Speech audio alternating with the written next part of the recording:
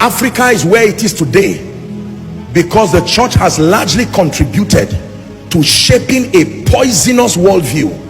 Something is really wrong with the body of Christ, and I'm not saying this from a sarcastic standpoint. I'm telling you that the reason why there is widespread failure from Christians is largely because the advantage God gave to change society, called the pulpit, has become worse than a shrine in terms of the kind of software we have translated to people. There are many believers today who, do you know, just knowing the value of relationships alone would have opened doors for them. Are we together? They did not know, and they were not mentored, that your destiny helper can also be an unbeliever. So they were looking for Christians who will help them. All kinds of unbelievers were around. They hated them because a theology taught them to hate and fight them, and they were searching for their church members to leave them. Now they have become 30 years, 40 years. All the opportunities for a job has gone. How about the one who was taught that there's one wife and there's one husband somewhere? That lady sat down and many good men kept coming. I love you. Oh, the lady refused because somehow she had one dream engineered by an ignorant pastor's sermon and kept that lady there. And every good man that loves her has married now. There are, with all due respect, there are certain areas in the body of Christ that subconsciously victimizes women. Very wrong, destructive, subliminal programmings.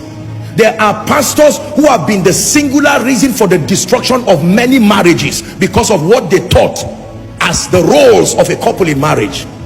Our idea of praying is spiritualize your fear. Just spiritualize your fear so that you have a consolation that at least you spoke to God while waiting for change. Change that never comes because our theology has produced an irresponsible breed of Christians.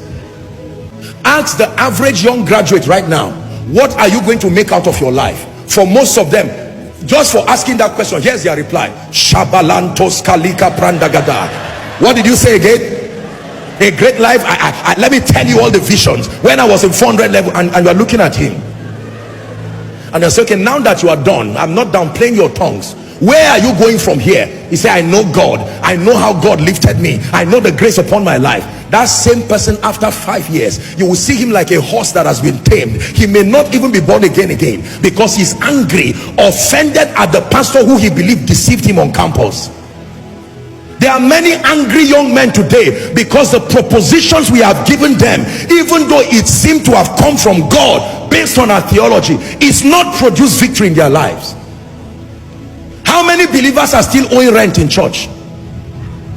Talk to me. How many believers do not have food to eat, and it seems to not be an issue for the pastor, and yet we demand that every Sunday members should show up, not online, on site, and they are not armed robbers, and you are trying to stop prostitution.